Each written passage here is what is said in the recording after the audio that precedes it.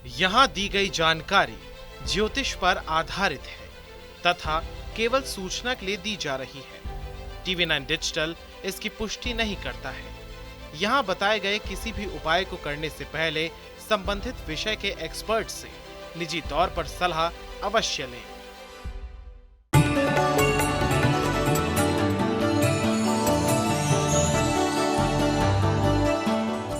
नमस्कार, astro science में आप सभी का स्वागत है। मैं हूं आपके साथ अंजलि और मेरे साथ हैं एस्ट्रो साइंटिस्ट गुरुदेव जीडी वशिष्ठ जी। सर, आपका बहुत बहुत स्वागत है। दाता खुशियां दे, सदा सुख पावना।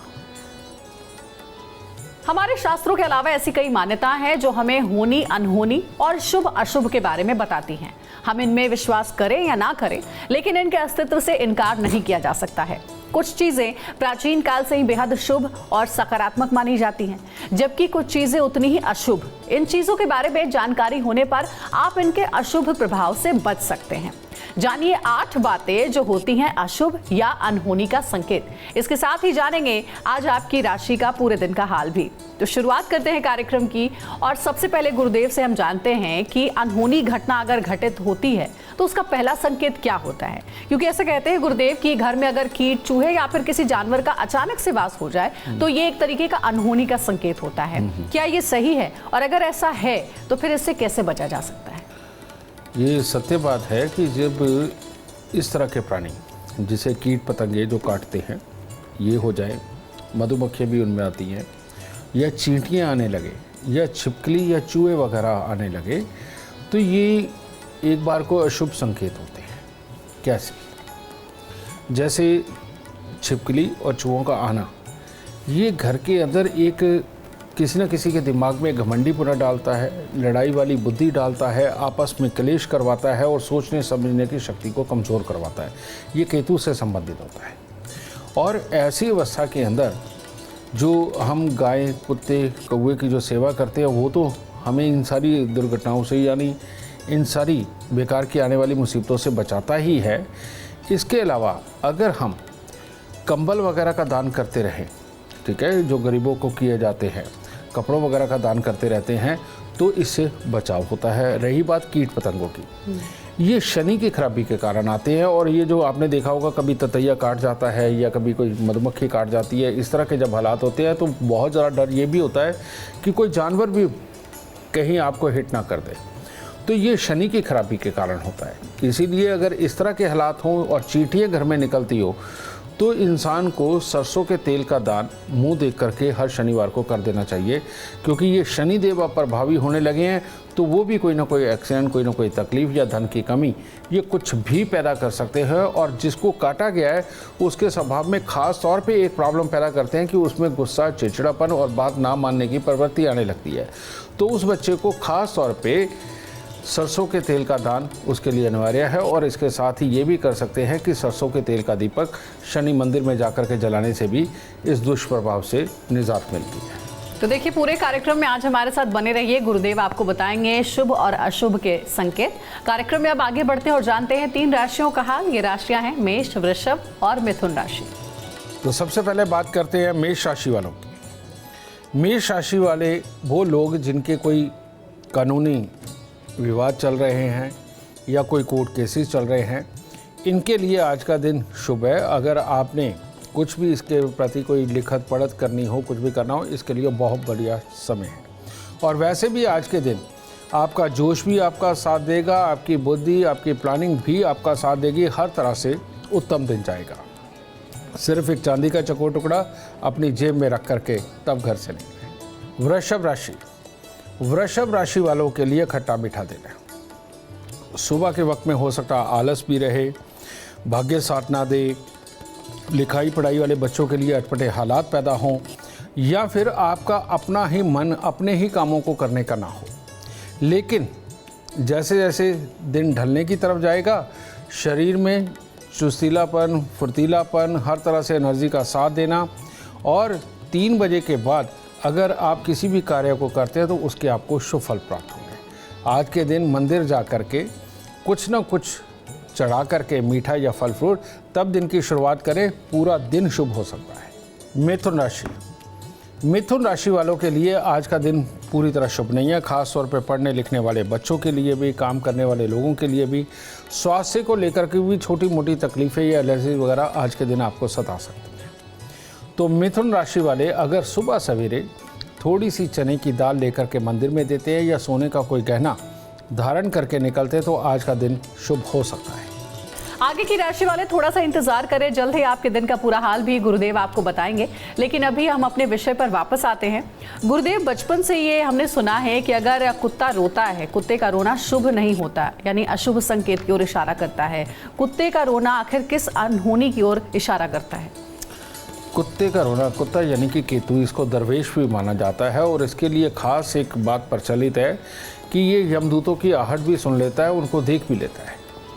और रियलिटी में कुत्ता रोता ही तब है जब गली मोहल्ले में कहीं आसपास में जहाँ भी कुत्ता रोता है वहाँ पर वो यमदूत की आहट को देखता है, ऐसा कहा जाता है। और वो ये जानता है कि अब इस मोहल्ले में से कोई जाएगा। ठीक है, इस तरह की ये मान्यता है। लेकिन इसके लिए हम ये भी कह सकते हैं कि अगर इस तरह के हालात होते हैं तो ये कोई ना कोई बीमारी का संकेत, अचानक हादसा हो जाने का संकेत भी बनता है। ऐसी अवस्था में अब पूरे मोहल्ले को तो उपाय नहीं करवाया जा सकता, लेकिन यहाँ पर आपको जांचना क्या है? जांचना ये है कि जिन दिनों में कुत्ता रो रहा है, और जब भी कुत्ता रोता है वो एक रात नहीं 2 या 3 रात कम से कम रोता है, तो जिस दिन आप सुने उस दिन आप देसी घी का एक दीपक, यानी कि आटे को गूंद के दीपक बनाना, उसके अंदर देसी घी करके और 4 बत्ती का ये दिया बना करके, ये अगर भोलेनाथ को आप अर्पण करके साथ में किसी भी तरह के 4 या 5 फल आप उनको अर्पण करते हैं तो इस दुष्प्रभाव से निजात मिलती है और घर में सारे सुखी और स्वस्थ रहते हैं। गुरुदेव, एक और जो र्यूमर है, अफवाह कह लीजिए या धारणा कह लीजिए, है कि अगर आंख आपका फड़कता है तो वो शुभ संकेत नहीं होता, अशुभ होता है। आखिर ये किस घटना की ओर इशारा करता है? क्योंकि कई बार ऐसा होता है कि लेफ्ट आई या फिर राइट आई फड़कती है तो हम ये भी सोचते हैं कि अगर लेफ्ट आई फड़की है तो कुछ अच्छा आने के संकेत हैं, राइट आई अगर फड़कती है तो कुछ जाने के संकेत हैं। ये क्या धारणा है?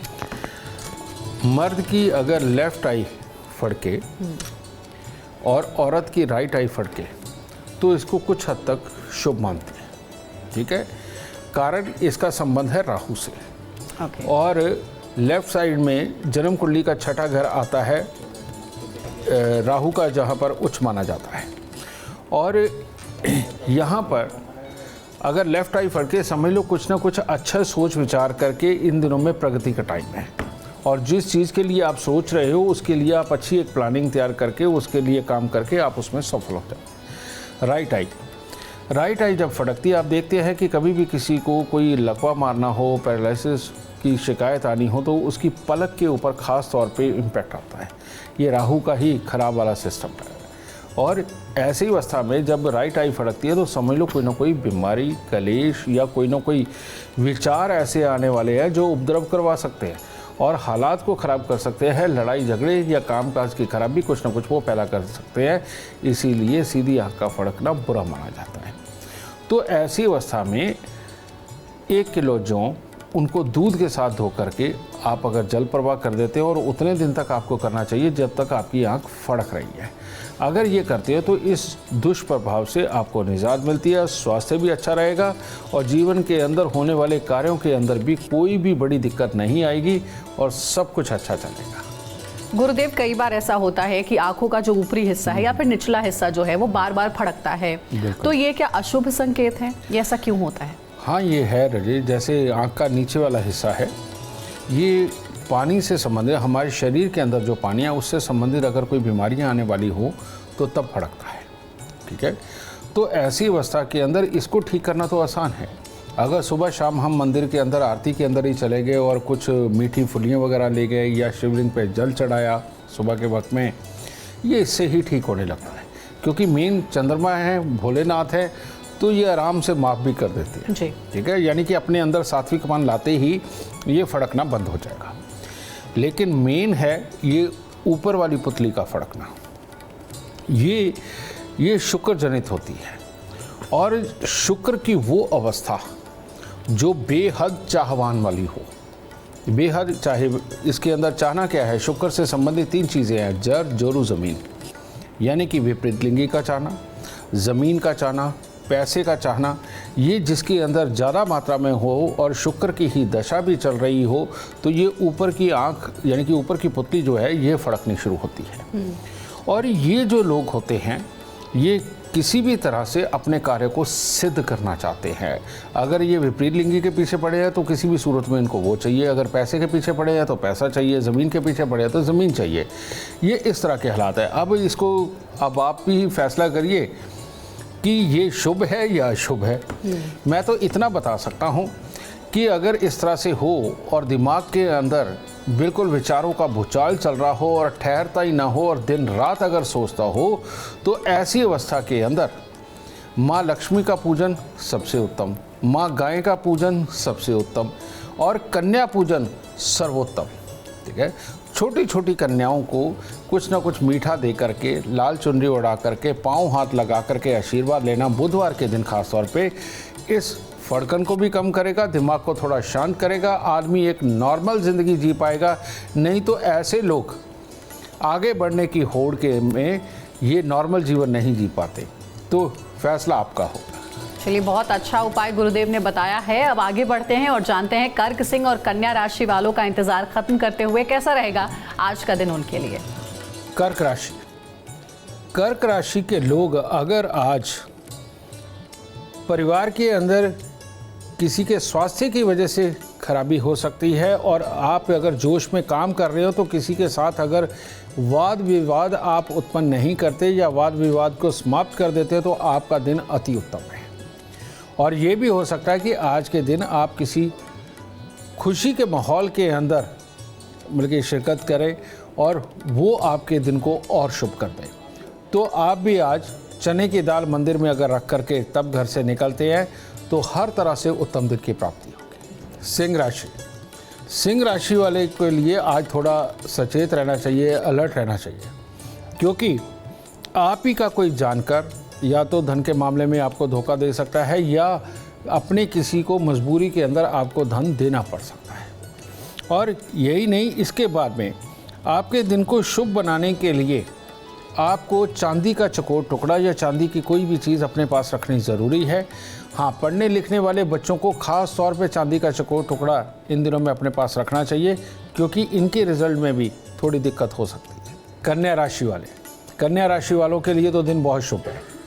अपनी वाणी के प्रभाव से, अपनी बुद्धि के बल से ही सब कुछ जीत लेने का आज दिन है।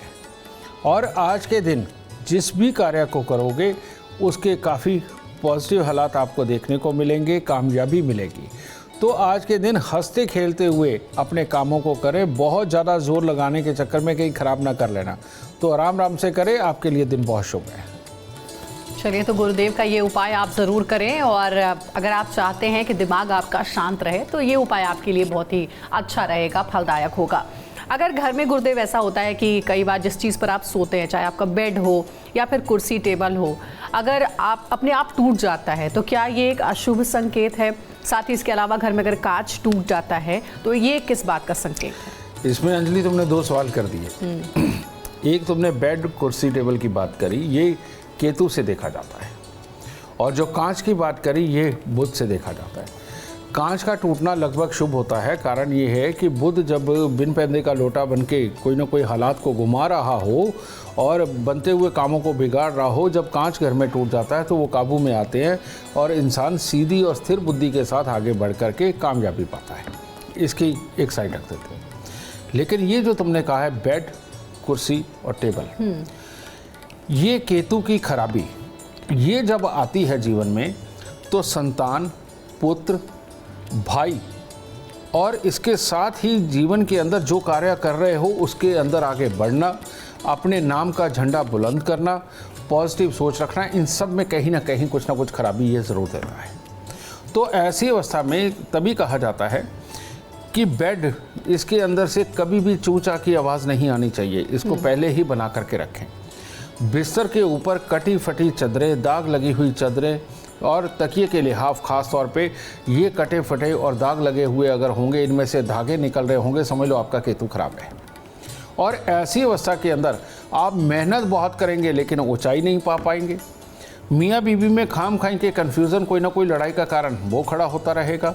बेटा तरक्की नहीं कर पाएगा, जो आप उससे एक्सपेक्टेड रिजल्ट चाहते हैं वो नहीं दे पाएगा। भाई के साथ विचारों का मतभेद होगा और विचार दोनों के विपरीत हो जाएंगे। इस तरह के हालात ये बेड, कुर्सी, टेबल के टूटने पे बनते हैं।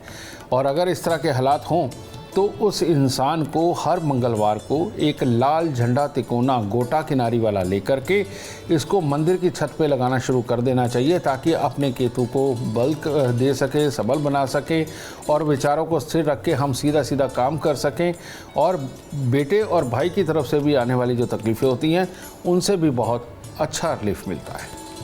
तो आपका कंफ्यूजन क्लियर हो गया। कांच अगर घर में टूट रहा है तो ये शुभ संकेत है, लेकिन अगर बेड, कुर्सी या टेबल किसी तरीके से टूट रही है तो यह अशुभ संकेत है और इसीलिए गुरुदेव ने उपाय बताए हैं। आप इन उपायों को जरूर अमल करें। अब आगे बढ़ते हैं, तुला, वृश्चिक और धनु राशि वालों का इंतजार खत्म करते हैं और गुरुदेव से जानते हैं तुला राशि वालों के लिए कैसा रहेगा आज का दिन। तुला राशि वालों के लिए सिर्फ आज एक ही हिदायत कि आपका जो भी काम अटक रहा हो, जो भी आप करने जा रहे हैं, अगर उसमें आप किसी की सहायता ले लेंगे तो आपका सारा दिन शुभ हो जाएगा। यानी कि अकेले किसी भी काम को करना शायद आपके काम में कमज़ोरी रखते हो, वरना फुर्तीलापन, बुद्धि की काबिलियत, वाक्पटुता सब कुछ उत्तम रह के आपका आज का दिन बहुत ही शुभ हो सकता है। तो सुबह के वक्त में परमात्मा के दर्शन करके निकलिए ताकि दिन और शुभ हो और कोई साथी ज़रूर ढूंढिए, उसकी मदद से आज काम करें। वृश्चिक राशि वालों के लिए भी आज का दिन बहुत उत्तम है। आज के दिन आपकी बुद्धि, आपका कर्म, आपका विवेक सब साथ देने वाला है। इसीलिए हो सके कि पिछले दिनों से कुछ अगर अटके हुए काम हैं जिनको आप करना चाहते हैं तो आज उनके लिए सबसे उत्तम दिन है और पूरा दिन आपका व्यस्तता में जाएगा और अच्छा जाएगा। सुबह सवेरे अगर कुछ फल परमात्मा को अर्पण करके निकलते हैं तो आपके लिए उत्तम होगा। धनु राशि वालों के लिए भी आज का दिन उत्तम है। अगर वो अपने पिता का ही सुबह पाँव लगा करके आशीर्वाद लेते हैं या पिता के साथ में मंदिर होके आते हैं तो आज के दिन को आप जितना चाहे उतना उत्तम बना सकते हैं, क्योंकि पैसे की तरफ से, शुभ समाचार की तरफ से और उस शुभ समाचार के लिए कार्य करना या अपने कार्य के अंदर जाकर के कामयाबी पाकर के आना, हर तरह से आपका दिन आज शुभ है।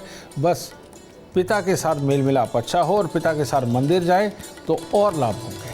गुरुदेव, कई बार हमने घरों में सुना भी है कि चप्पल अगर उल्टा है तो ये शुभ संकेत नहीं है। ऐसा माना जाता है कि अगर चप्पल उल्टा है तो आपके घर में लड़ाई झगड़े का ये इशारा कर रहा है। क्या ये बात सही है? ये बात सही है। उसका कारण ये है कि जो पाँव की चप्पल होती है ज़्यादातर तो चमड़े की पहले चला करती थी, उसके बाद में रबड़ की भी वो आ गई उस तरह की, और अब प्लास्टिक की भी आती है। ठीक है, तो ज़्यादातर फॉर्म वाली रबड़ वाली होती हैं। तो इसके क्या है, चप्पल केतु से ही संबंधित है, लेकिन इसके अंदर दूसरे ग्रह मिश्रित है। अगर चमड़े की हो तो शनि मिश्रित होता है, और अगर फोम, स्पंज या रबड़ वगैरह से मिश्रित हो तो उसके अंदर बुध होता है। तो ऐसी अवस्था में ये बुध केतु या शनि केतु का मेल होता है। तो ये जब भी उल्टी पड़ती है तो उन दिनों के अंदर ये संभावना रहती है कि कुछ ना कुछ अशुभ होगा, घर में लड़ाई झगड़ा क्लेश होगा, कोई ना कोई बुरी खबर आ सकती है, जहाँ पर यही चप्पल डाल करके हमें जाना पड़ेगा और वो संकेत कभी भी शुभ नहीं होंगे। ठीक है जी। इस तरह के हालात हैं। तो पहला तो इसका प्रिकॉशन यही रखना चाहिए कि चप्पल उल्टी देखते ही सीधी कर दें, और चप्पल जब भी हम उतारें दोनों को एक साथ, यानी कि एक यहाँ अगर उतारिए साथ में ही उसके दूसरी उतारनी चाहिए। अगर आगे पीछे भी उतारते हैं तो तब भी एक संकेत होता है कि पाँव में चक्कर पड़ा ही रहेगा और कहीं ना कहीं भागना ही पड़ेगा, ये भी चीज़ है। और उल्टी अगर बार बार चप्पल पड़े, कारण ये कि बच्चे काबू में नहीं है, ठीक है ना, वो जब भी उतारें और ये चप्पल ज़्यादातर उल्टी हो जाए, समझ लो छोटी छोटी टेंशनें, छोटी छोटी परेशानियाँ, छोटी छोटी बीमारियाँ ये लगी रहेंगी। फ़ौरन 3 दिन लगातार एक काला सफ़ेद कंबल लेकर के माथे पे लगा करके उसको मंदिर के अंदर रखाइए, यानी रोज़ का एक कंबल। इतना भी करेंगे तो ये चप्पल के उल्टे होने का संकेत, जो आपको संकेत दे रहा तकलीफ़ों का, ये ख़त्म हो जाएगा और केतु पॉजिटिव हो जाएगा। चलिए आगे बढ़ते हैं। गुरुदेव, क्या सोने का या किसी भी गहने का गुम हो जाना, खो जाना अशुभ होता है? क्योंकि गहना गुम हो जाना किसी अशुभ घटना और अशुभ ग्रह का संकेत भी होता है, ऐसा कहते भी हैं। ये बोलते सब हैं, लेकिन किसी को एस्ट्रोलॉजिकली इसका मतलब नहीं पता, क्योंकि ये दुनिया के अंदर जितनी भी चीज़ें हैं ये एस्ट्रोलॉजी से ही उत्पन्न हुई हैं और इन्हीं को संस्कार, इन्हीं को संकेत ये बनाया गया है। सोने का गुम होना ये अशुभ माना जाता है, सोने का बेचना ये बहुत बहुत अशुभ होता है, सोने को गिरवी रखना महा अशुभ होता है। ठीक है, जब भी सोना गुम हो, गिरवी रखा जाए या बेचा जाए, समझ लीजिए बृहस्पति देव खराब हो गए।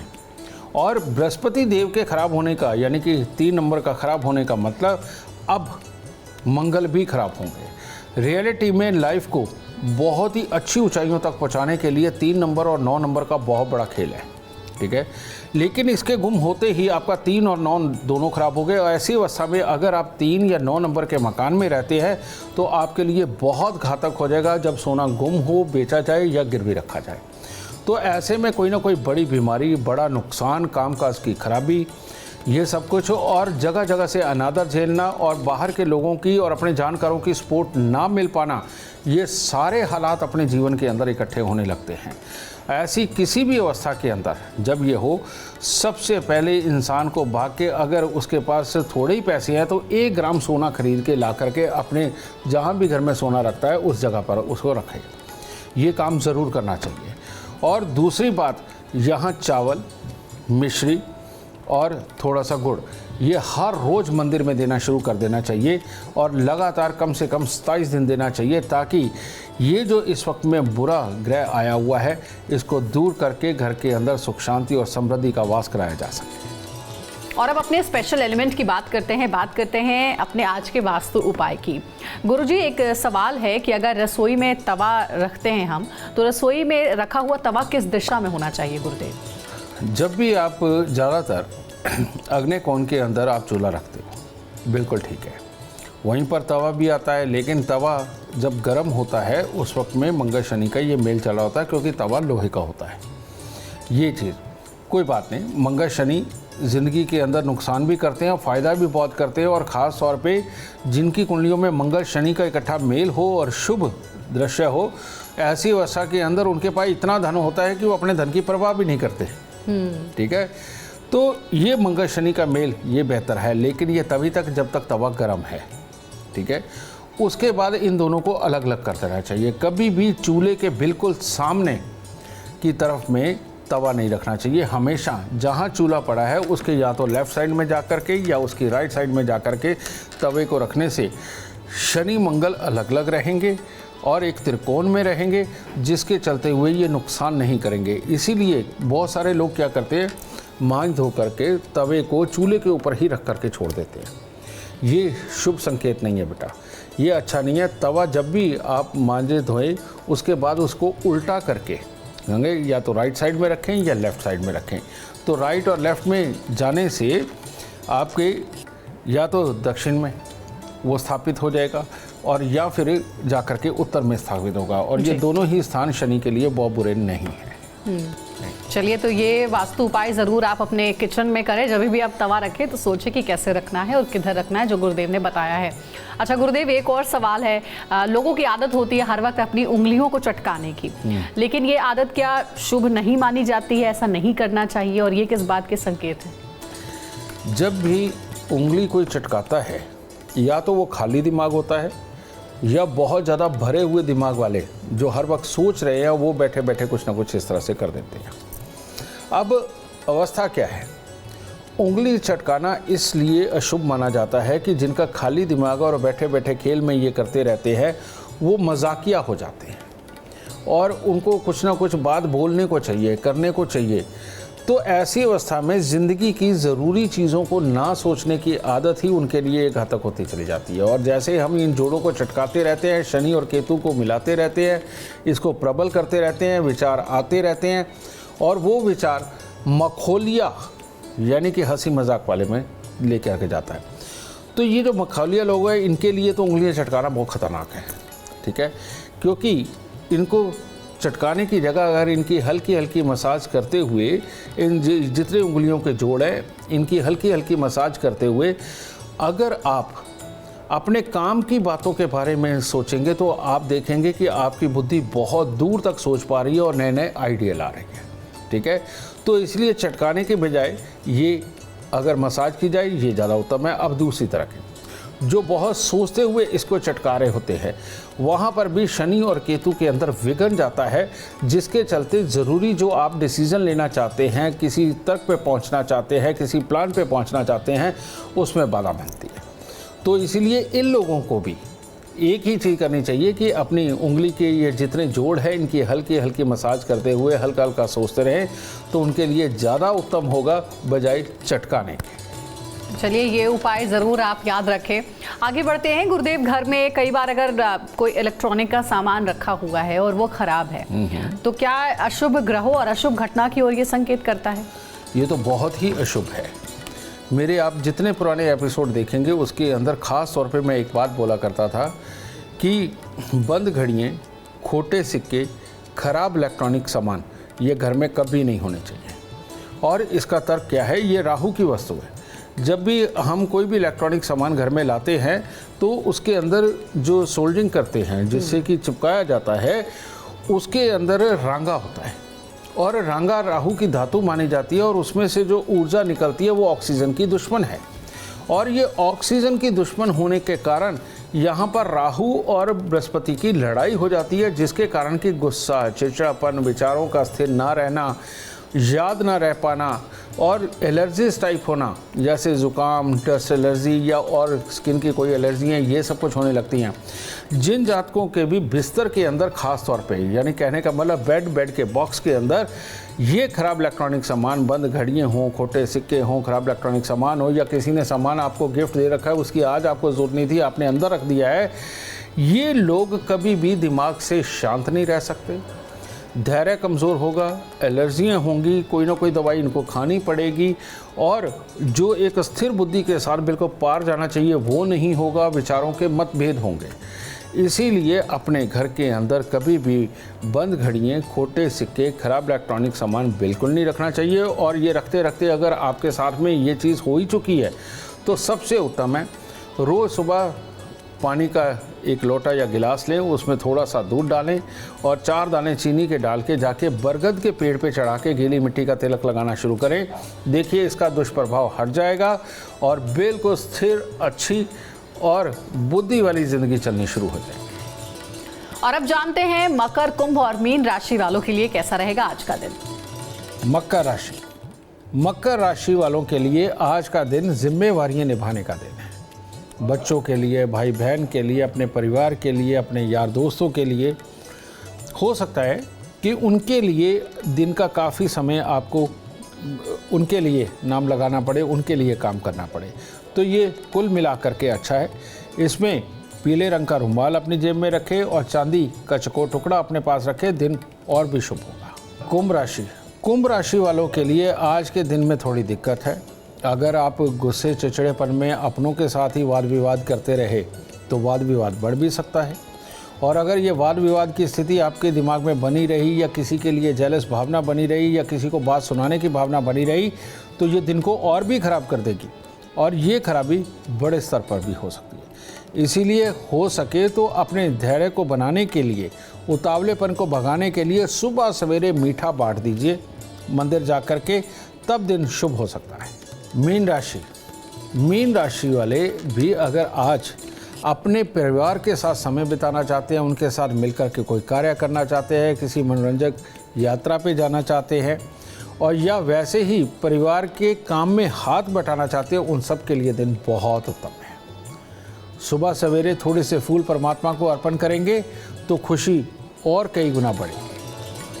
अगर आप जीवन में कामयाबी चाहते हैं, अपार धन और लाभ चाहते हैं तो गुरुदेव के बताए हुए उपाय आप जरूर करें।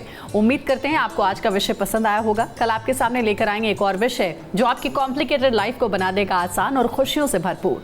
अगर आप हमारे गुरुदेव से मिलना चाहते हैं या उनसे पर्सनली बात करना चाहते हैं तो आप कॉन्टैक्ट कर सकते हैं। नंबर है 9999905222। ज्यादा जानकारी के लिए आप एस्ट्रो साइंस ऐप भी डाउनलोड कर सकते हैं, जिसमें आपको सारी डिटेल्स अपने बारे में मिल सकती है। फिलहाल समय हो गया आपसे इजाजत लेने का। जाएगा। आप बने रहिए हमारे साथ और हमारे एस्ट्रो साइंटिस्ट गुरुदेव GD वशिष्ठ जी के साथ देखना ना भूलें। एस्ट्रो साइंस रोजाना सुबह 8 बजे। नमस्कार।